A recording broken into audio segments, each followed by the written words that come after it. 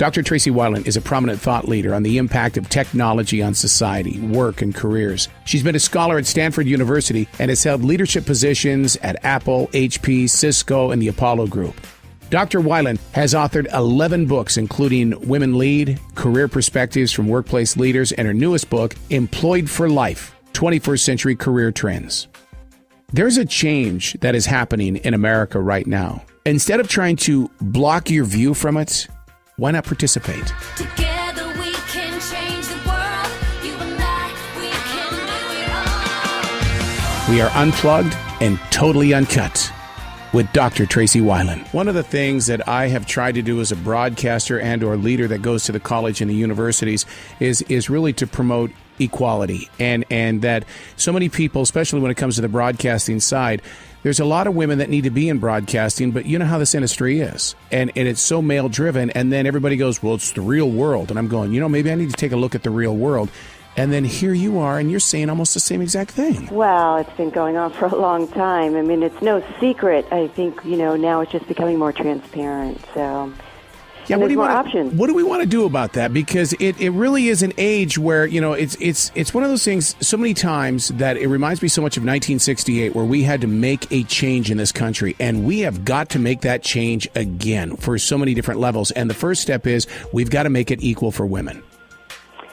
Yeah, and so I encourage women in between, right, that happening, because there's so many advocacy groups, and it's fantastic, is start to take control of your own career, develop businesses, get financially savvy, be educated, technical, and, make it work for you, because the corporation, is not necessarily the fast track for you, so you need to look at it in a different way. And that's interesting you bring up the corporation, because I know that when they bring you in and they train you and they send you to these seminars, you also sign that piece of paper saying that they paid for that training and you can't use it elsewhere. And it's like, it's almost like we're being trapped in a way.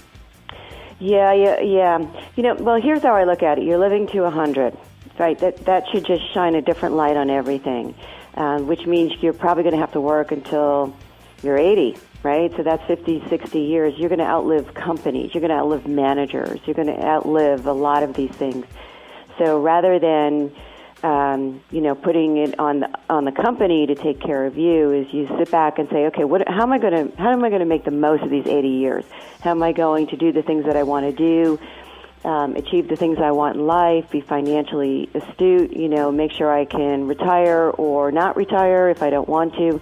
So I think you just have to it's a lot more planning required today than in the past.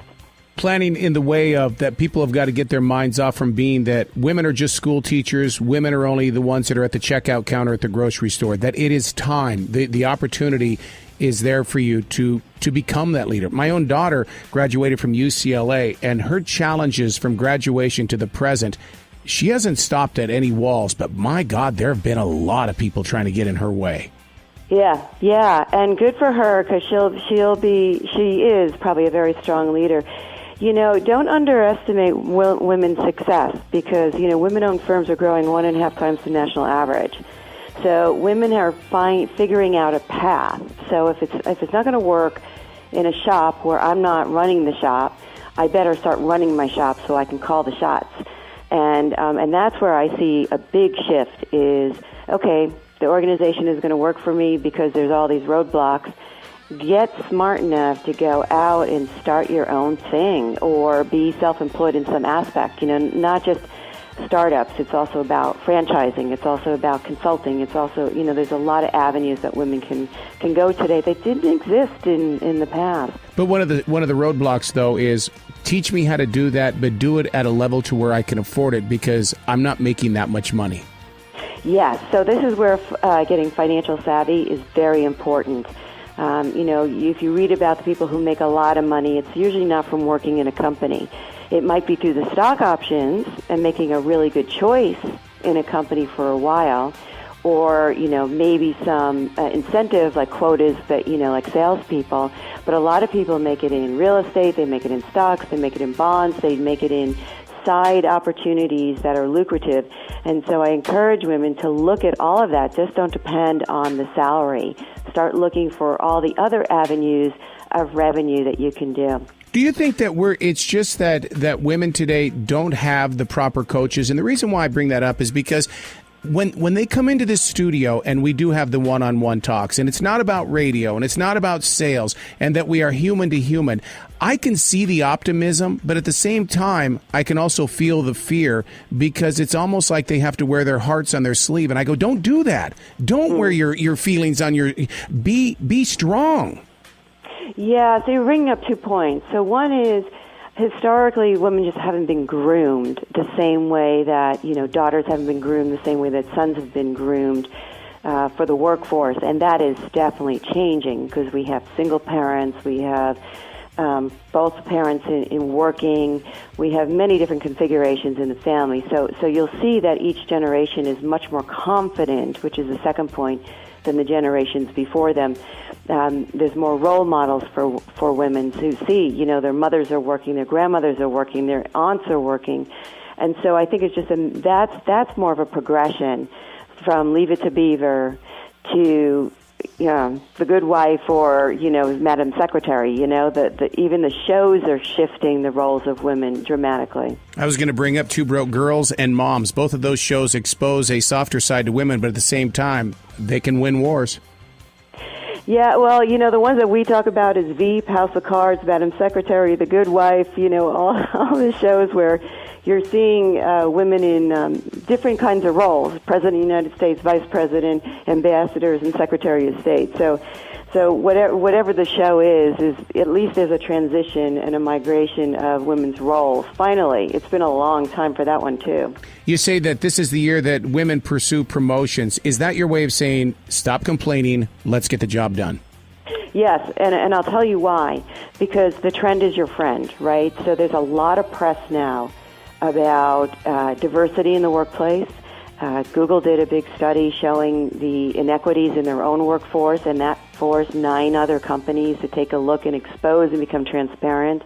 There was a lot of dialogue around salary discrepancy. So when you see it in the news a lot, and then people signing up and saying, I need to have a diversity program, I need to put money towards shifting the pipeline for women, that's when you walk into the office and say, I want to be one of those people that you promote, right? And here's why. Be intelligent about it. Or, to have your salary discussions, have your leadership discussions. So, the trend is your friend. It's in the news a lot. You're in the spotlight now. So there's momentum happening. Maybe it's not in your company. Maybe you're hitting a wall. Then the second trend that's your friend is looking outside. The statistics have been very positive. Fourth quarter 2014, first quarter 2015, hiring is up. Even firms are saying they're done with replacement hiring, which is just filling the hole. Now they're looking at growth hiring. That to me is another signal to any employee, but I say to women, you might do better if you leave the firm, because some of my research has indicated you could probably get between a 20% to 25% increase in salary. So think about your next move internally, and if it's not going to work there for look externally. And those that are leading need to challenge themselves, because I call it the Frank Lloyd Wright, and that is that we want more growth, but we need to go out there and teach it ourselves. And Frank Lloyd Wright created his own university to teach architecture. I think that female leaders and women leaders need to stand up and say, I'm going to go get this group of people, we're going to train them, and they're going to move forward. It's almost like the army on the edge of the hill. They're on their way. Yes, and you'll find that there are now many more affinity groups actually at firms for that reason. A lot of women's groups, but there's also other groups where they're saying, hey, look, we're a minority and we need to do something. And that's where actually I participate a lot with companies, because they invite me to come in and talk about my research or talk about my own journey or talk about, multiple topics that can help move a group ahead so that they have examples and role models that they can follow. And they bring in, I'm very proud of these groups that they actually are very action-oriented. When you step in with a group of women, what are you physically seeing? And the reason why I bring that up is because when comedians come into this studio and they are there in the eyes, the hearts, and the souls of the women that come to see them, there is an exposure of letting the wall down. But you have to see that too. And isn't that you the one that steps in and says, come on now, come on, the little engine that could, yes I can, yes I can. You're right in some aspect. I think women or anyone is looking for the reinforcement that what they're doing is right, what they feel is okay, and that there are other people out there who have gone down the same journey as they have and have advice on, how to create success, or here's the ups, here's the downs. So when I go into a room of women, I see them very inspired, excited, and wanting even more energy. How can I help energize me even more than I am? Help just pat me on the shoulder and say, you're doing great. And because women are, they outperform men in a lot of areas. Their companies in the startup is outperforming, education, the numbers are higher. You're doing the right thing, girl. Just go, girl, go. And a lot of that is, that. And also bringing in the data and the research to help them understand, the proof points. What is the research saying? Where is the momentum going? I've always wanted to share the history of the Native Americans in the way that how important the woman was within each nation, because it was their band of that particular tribe. It was their band, and the woman also controlled the house. But so many people don't want to look at that because the man is the one. Well, no, which is why I like your March is Women's Month. It's time to woman up, which I believe is your way of saying man up. Is it not? Woman up, man up? Yeah. Get stronger. Yeah, and it's a double message there. It is a play on man up, and it is a message to men to woman up your organizations and your firms. Yes. To your point, women are responsible for 85% of the purchases of families. So they control the purse strings. And, we historically know, and through research, that when a woman loses her spouse, she survives. When a man loses his wife, he actually has to go out and get remarried because he's just kind of lost, It's true. It's true. But, I'm just excited. I'm excited about each generation and their contribution, and I'm very excited about our youngest generation because they are clearly more confident than previous generations, more educated, more technical, and more likely to be able to really shift the whole dial, my sense is only continue to be positive things for women. Well, right away you took me to what's been happening with my granddaughter right now. She's at the Fire Bowl here in Charlotte, and this is the first year that she has led the school's team, and to see that girl winning or helping them lead and win but you're right about that next generation, and that's why it's not that we're being strict or stern. It's I want you to be a leader. I really need your strength because I know it's inside of you. Yes, and I'm sure she's going to be completely different than, the women in your generation, even previous generations. And it's like gender won't even be a lens anymore. It'll just be, we're all working, we're all leaders, we're all competitors, we're all team players. That's nice to hear. At the same time, we're also trained to quit. And, if you don't like it, you can leave. And it's like, and so many times I wonder how many people have dropped their dreams because they just want to be happy. Yeah, and I think a better way to look at it is, overcome the challenges and shift it in your favor. You don't have to quit. It may not be playing, the way you want it right now. So what other avenues? Be smarter and sharper and develop a strategy so you can maneuver to where you want to be. When are we going to cross that center line in the way of where, woman up, get more women on staff, quits being the fad or the new thing to do? Why don't we just flat out call it what it is and just begin moving forward? Yeah, I think when the shift will happen, what you'll see is when these women who are starting the businesses now at a very rapid rate, they'll be hiring like for like it's been done for years, and they will be hiring and promoting more women, and then that's when I think you're going to see the tipping point. But, it's happening already, and in a lot of industries it is happening. I mean, in healthcare we have mostly, large women workforces.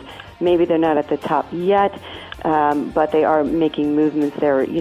There's the tipping point has got to be when you have enough women in the mix that it doesn't matter anymore, and then there'll be comfort in bringing in more women, which they would do, and then the numbers will balance or go in the other direction. See, I was excited when the recession happened in 2008. I know a lot of people were losing money, but I knew that businesses would change and that this was going to be the rise of women on this side of it, because you can't keep a strong woman down. You really can't.